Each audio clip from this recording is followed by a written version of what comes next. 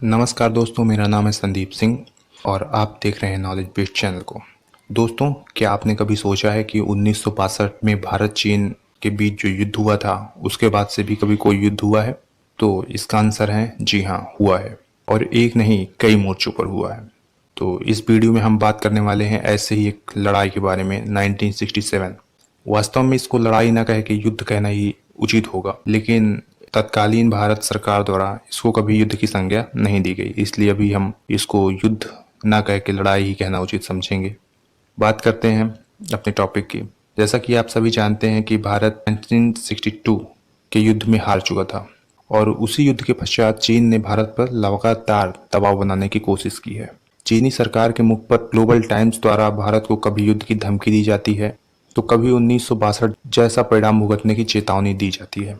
जहां तक 1962 की हार की बात है दोस्तों, तो ये सिर्फ न एक सैन्य हार थी, बल्कि सैन्य हार से कहीं अधिक ये एक राजनीतिक हार थी। तत्कालिक सरकार जब पंचशील के स्वर्णिम स्वप्न में खोकर हिंदी चीनी भाई भाई के नारे लगाते फिर रही थी, उसी समय चीन ने भारत से विश्वासघात किया और उस विश्वासघात परिणाम स्वरूप हमें एक युद्ध का दंश झेलना पड़ा। परंतु चीन को 1962 के बाद 1967 का इतिहास भी याद रखना चाहिए दोस्तों, जब भारत के सैनिकों ने न सिर्फ चीनी सैनिकों को मुंहतोड़ जवाब दिया, बल्कि उनको उनकी औकात दिखा दी और चीन को ऐसा सबक सिखाया जिसे चीन कभी भूल नहीं सकता। 1967 में भारत और चीन के बीच जो टकराव की शुरुआत हुई थी वो हुई थी नाथुला दर्रे में। जैसा कि आप लोग वीडियो में देख पा रहे होंगे, नाथुला दर्रा जो पास है उसको, ये यहाँ पर नाथुला पास है जिस पर भारतीय सेना की चौकी थी। नाथुला भारत और चीन के मध्य भारत की ओर से भारत की एक प्रमुख चौकी थी। नाथुला चौकी के पास ही चीन की भी चौकी थी, एक्चुअली काफी करीब थी। भारत और चीन की चौकियों के बीच की दूरी महज 20 से 30 कदम ही थी। इसी वजह से भारत और चीन के बीच हमेशा ही धक्का मुक्की होती रहती थी सैनिकों के बीच आपस में। भारत की ओर से इस रोज की धक्का मुक्की और किसी बड़े संघर्ष से बचने के लिए भारत की तरफ से बॉर्डर पर कटीली तार लगाने का फैसला किया गया। भारत ने 1967 के अगस्त महीने में ये तारबंदी शुरू भी कर दी, जिसका चीनियों द्वारा विरोध करना स्वाभाविक सी बात थी और ऐसा हुआ भी। चीन ने पुरजोर तरीके से भारत की तारबंदी का विरोध किया, लेकिन भारत ने भी चीन की परवाह नहीं की और अपने काम को लगातार जारी रखा। मात्र 2 दिन बाद ही चीन की ओर से चीनी सैनिकों ने अपनी अपनी चौकियों में भारतीय सैनिकों के खिलाफ अपनी अपनी पोजीशन संभाल ली, लेकिन तत्कालीन परिस्थितियों में उन्होंने फायरिंग नहीं की। 7 सितंबर 1967 को जब भारतीय सैनिकों ने नाथुला के दक्षिणी तरफ तार लगानी शुरू की, उसी समय चीन के कमांडर अपने कुछ सैनिकों के साथ उसी जगह पहुंच गए जहां तार लगाने का काम चल रहा था। चीन के कमांडर ने बड़ी उत्तेजना के साथ काम को तुरंत रोक देने की चेतावनी दे डाली और इसी कहा सुनी के बीच में चीनी की सैनिकों ने हाथापाई शुरू कर दी। तो दोस्तों, अब क्या था, भारतीय सैनिकों ने भी जवाब दिया, जिससे 2 चीनी सैनिक बुरी तरह घायल हो गए और चीनी सैनिक तिलमिलाते हुए वापस लौट गए।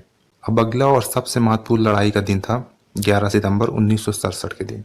11 सितंबर को भारतीय सेना के इंजीनियरों ने नाथुला से सेबुला के बीच अपनी निर्धारित सीमा में तार लगानी शुरू कर दी। सुबह का वक्त था। इसी समय एक चीनी अधिकारी, जिनको पॉलिटिकल कमिश्नर बोला जाता है, ये भारतीय सेना के एक कमांडर रैंक की पोस्ट थी चीन की, जिसको पॉलिटिकल कमिश्नर बोला जाता है, अपने कुछ सैनिकों को लेकर वहां पहुंच जाता है, जहां भारतीय लेफ्टिनेंट कर्नल अपनी कमांडो प्लाटून के साथ खड़े थे और तारबंदी की निगरानी कर रहे थे। चीनी कमिश्नर ने लेफ्टिनेंट कर्नल से तारबंदी को तुरंत रोक देने की चेतावनी दी और ऐसा न करने पर परिणाम भुगतने की चेतावनी भी दे डाली। लेकिन भारतीय कर्नल साहब की ओर से जवाब देते हुए ये कहते हुए मना कर दिया गया कि ये हमको तारबंदी के ऑर्डर्स मिले हुए हैं और हम इसको रोक नहीं सकते। इसी बहस में भारतीय और चीनी की सैनिकों के बीच में फिर से धक्का मुक्की हुई और थोड़ी बहुत हाथापाई भी हो गई।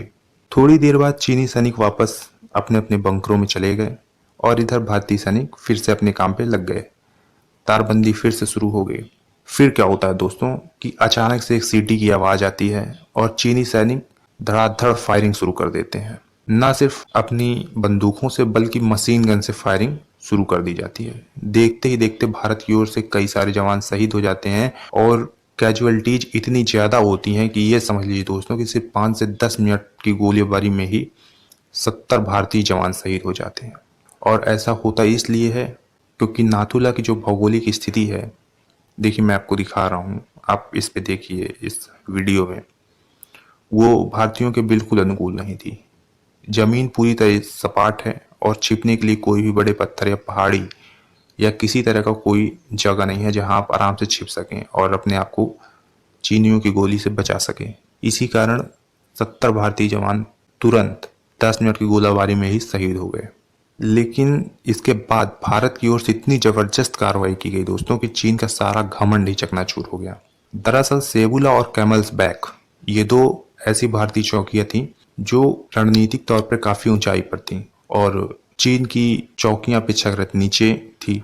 इसी का फायदा उठाते हुए भारतीय सेबुला और कैमल्स बैक चौकी से जबरदस्त आर्टिलरी पावर का प्रदर्शन किया। लगातार गोलाबारी हुई, गोले दागे गए और ये गोलाबारी इतनी जबरदस्त थी दोस्तों कि कई सारी चीनी चौकियां ध्वस्त हो गईं, पूरी तरह से बर्बाद हो गईं।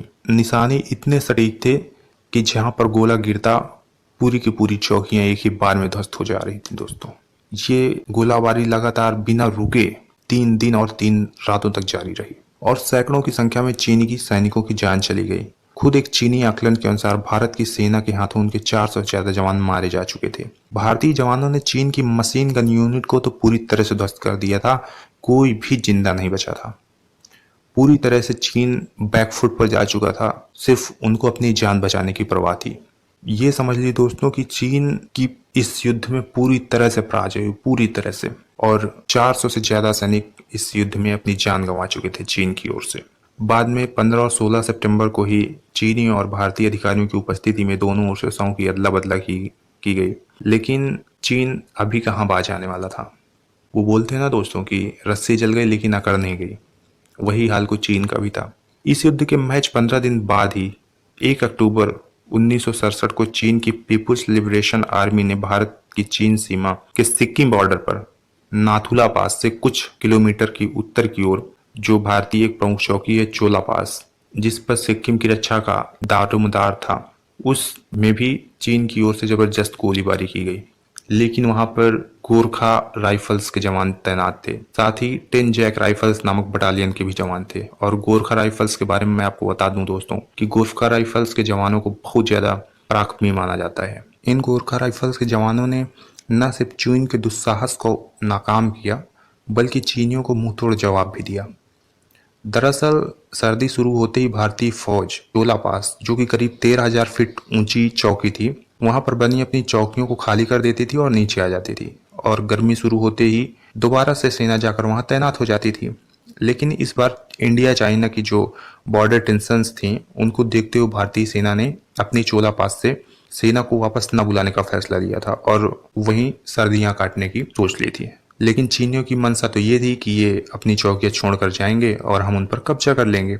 और इसी मंशा को जब गहरा आघात लगा, जब चीनियों को पता चला कि भारतीय सेना इन चौकियों से इस बार वापस नहीं जाएगी, तो बौखलाकर चीन ने भारत की चौकियों पर गोलाबारी कर दी। लेकिन सामने थे गोरखा सैनिक और बहुत ही करारा जवाब दिया। लेकिन दुख की बात यह है दोस्तों कि इस लड़ाई में भी करीब 18 से 20 भारतीय गोरखा जवान शहीद हो गए।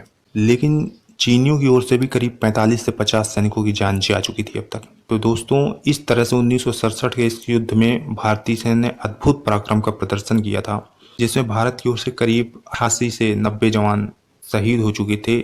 वहीं चीन के करीब 450 से ज्यादा सैनिकों की जान जा चुकी थी।